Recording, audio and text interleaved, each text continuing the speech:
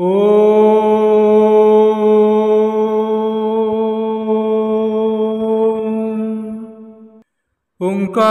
बिंदु संयुक्तं नित्यं ध्यायन्ति योगिनः कामदं मोक्षदं तुभ्यं ओंकाराय नमो नमः। गुरु ब्रह्मा गुरुर्विष्णु गुरुदेव महेश्वर गुरु साक्षात् परं ब्रह्म तस्मै श्री गुरवे नमः। अज्ञानतिमिरान्धस्य ज्ञानाञ्जनशलाकया चक्षुरुन्मीलितं येन तस्मै श्री गुरवे नमः। अखण्डमण्डलाकारं व्याप्तं येन चराचरं तत्पदं दर्शितं येन तस्मै श्री गुरवे नमः। ध्यानमूलं गुरोर्मूर्ति पूजामूलं गुरोर्पदं मंत्रमूलं गुरोर्वाक्यं मोक्षमूलं गुरोर्कृपा।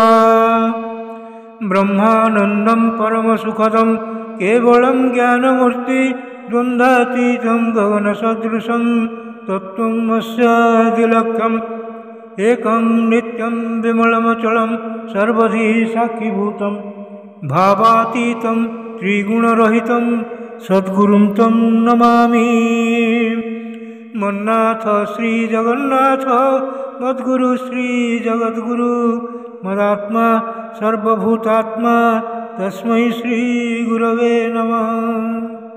जंदारु ब्रह्ममूर्ति प्रणवतनुदरं सर्ववेदान्तसारं भक्तानां कल्पवृक्ष भवजलतरणी सर्वतत्त्वानुतत्त्वं योगीनां हंसतत्त्वं हरिहरनमितं श्रीपति वैष्णवानां शैवानां भैरवश्च पशुपति परमशक्तितत्त्वं च शाक्तं बौद्धानां बुद्धसाक्षात् वृषभजतिवर जैनसिद्धान्तसारं तं देव पातु नित्यं कलिकलुषहरं नीलशैलाधिनाथम्। अथ श्रीमद्भागवत महापुराणं सप्तमस्कन्ध तृतीयोऽध्याय। हिरण्यकशिपुर तपस्या ओ वरप्राप्ति। नारायणं नमस्कृत्यं नरं चैव नरोत्तमं देवीं सरस्वतीं व्यासं ततो जयमुदीरयेत्। मूकं करोति वाचालं पङ्गुं लङ्घयते गिरिं यत्कृपातमहं वन्दे परमानन्दमाधवं। निगमकल्पतरोर्गलितं फलं सुखमुखातमृतं द्रवसंयुतं पिबतं भागवतं रसमालयं मुहुरहो रसिका भुवि भावुका।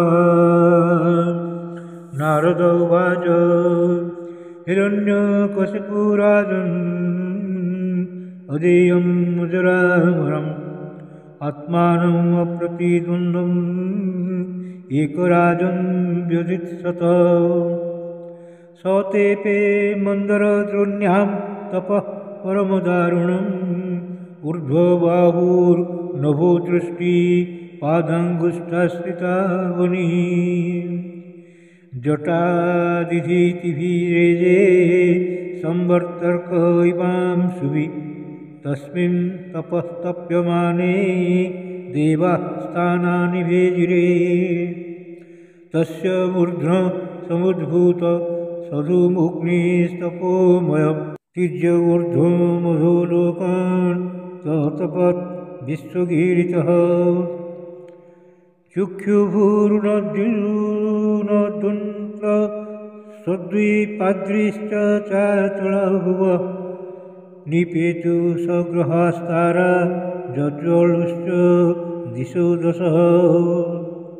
चुक्षुपूर्णद्युनद्युधन्वन्तः सद्विपाद्रिश्चाचला भूः निपेतुः सग्रहास्तारा जज्ज्वलुश्च दिशो दश।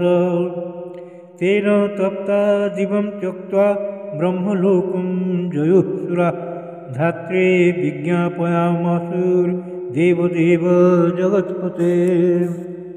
दैत्येन्द्र तपसा तप्ता दिवि स्थातुं न शक्नुम तस्य चोपशमं भूमन् विदेहि यदि मन्यसे लोकान् यावनुक्यन्ति बलिहारास्तवा विभुः दैत्येन्द्र तपसा तप्ता दिवि स्थातुं न शक्नुम तस्य चोपशमं भूमन् विदेहि यदि मन्यसे लोकान् यावनुक्यन्ति बलिहारास्तवा विभुः तस्यायं पीडसङ्कल्प शरतो दुश्चरं तपः श्रूयतां किं न विदिता स्तवाथापि निवेदिता सृष्ट्वा चराचरमिदं तपोयोगसमाधिना अध्यास्ते सर्वधिष्णेभ्यः परमेष्टि निजासनं तत्तहं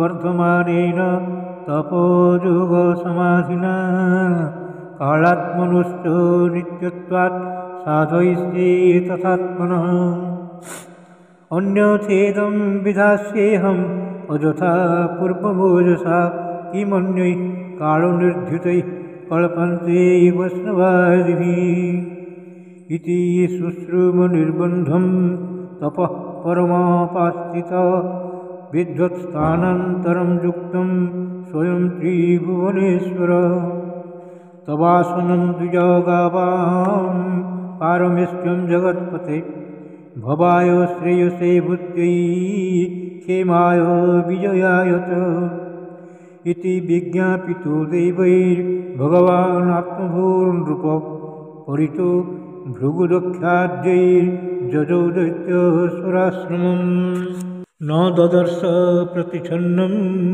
वल्मीको तृणकीचकैः पिपीलिकाभिराचीर्णं मेदस्त्वं मांसशोणितं तपन्तं तपसा लोकान् यथा भ्रातीहितं रविं विलिख्य विस्मितः प्राह प्रहसन् हंसवाहनः ब्रह्मोवाच उत्तिष्ठ उत्तिष्ठ भद्रं ते तपः सिद्धोऽसि काश्यप वरदोऽहम् अनुप्राप्तो बृहतामीप्सितो वरः अद्राक्षहमेतत्ते हृत्सारं महतद्भुतं दंशभक्षितदेहस्य प्राणायस्ति सुसेरते नैतत्पूर्वस्य सकृन् परिष्यन्ति चापरे निरम्भोर्धारयेत् प्राणान् उभै दिव्यसमः सतम् व्यवसायेन तेनेन दुष्करेण मनस्विनां तपोनिष्ठेन भवता जितोऽहं दितिनन्दन ततस्त आशिषः सर्वा दद्यामसुरपुङ्गव मर्त्यस्य ते अमर्त्यस्य दर्शनं न फलं मम नारद उवाच इत्युक्तादिभवो देवो भक्षिताङ्गं पिपीलिकैः कमण्डलो जलैर्युक्तो दिव्यो नामोघ राजसाम् सत्तत्किचकवल्लिका वल्मीकात् सह ओजबलान्वितः सर्वावयवसम्पन्नो वज्रसङ्घनो युवा उत्थितस्तप्तहेमाभो विभाव श्रीवैधसः स निरीक्षम्बरे देवं हंसवाहमवस्थितं ननाम शिरसा भूमौ तद्दर्शनं महोत्सवः उत्थाय प्राञ्जलिप्रोहो ईक्ष्यमाणो दृशा विभुं हर्षाश्रुपुलकोद्भेदो गिरा गद्गदया गृह्णात् हिरण्यकशिपुरुवाच कल्पान्ते कालसृष्टेन योऽन्धेन तमसावृतम् अभिव्यनक् जगत्तीदं स्वयं ज्योतिः स्वरोचिषा आत्मना त्रिवृताप्तेदं सृज्यत्यवचलुम्पति रजः सत्त्वतमोधाम्ने पराय महते नमः नमो आद्याय बीजाय ज्ञानविज्ञानमूर्तये प्राणेन्द्रिय मनोबुद्धिर्विकारैर्व्यक्तिमीवसे त्वमीशीसे जगतस्तस्य प्राणेन मुख्येन पतिः प्रजानां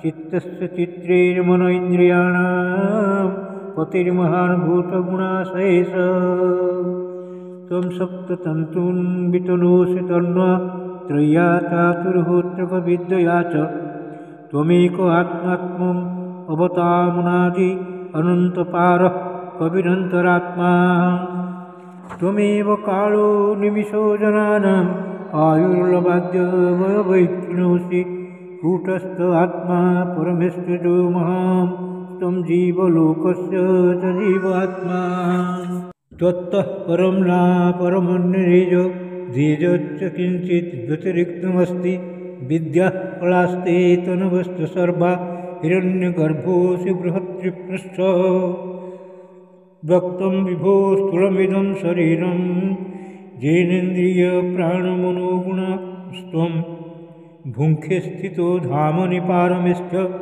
अव्यक्तात्मा पुरुषः पुराणः अनन्ताव्यक्तरूपेण येनेदम् अखिलं ततं चिदचित् शक्तियुक्ताय तस्मै भगवते नमः यदि दास्यस्य भीमतान् वरान् मे वरदोत्तम भूतेभ्यस्त्वद्विसृष्टिभ्यो मृत्युर्मा भून्मो प्रभो नान्तर्बहिर्दिवानक्त मन्यस्मात् अपि चायुधैः न भूमौ नाम्बरे मृत्युर्न नरैः न मृगैरपि व्यसुभिर्वा सुमद्भिर्वा सुरासुरमहोरगैः अप्रतिद्वन्द्वतां युद्धे ऐकपत्यं च देहिनां सर्वेषां लोकपालानां महिमानं यथात्मनः तपयोगप्रभावाणां जन्मरिष्यति कर्हिति इति श्रीमद्भागवते महापुराणे पारमहंस्यां संहितायां सप्तमस्कन्धे हिरण्यकशिपुर्वरजातनं नाम तृतीयोऽध्यायः भीमस्यापि रणे भङ्गो मुनेः अपि मतिभ्रमं यदि शुद्धं न शुद्धं वा मम दोषो न विद्यते श्रीकृष्णार्पणमस्तु श्रीकृष्णार्पणमस्तु श्रीकृष्णार्पणमस्तु।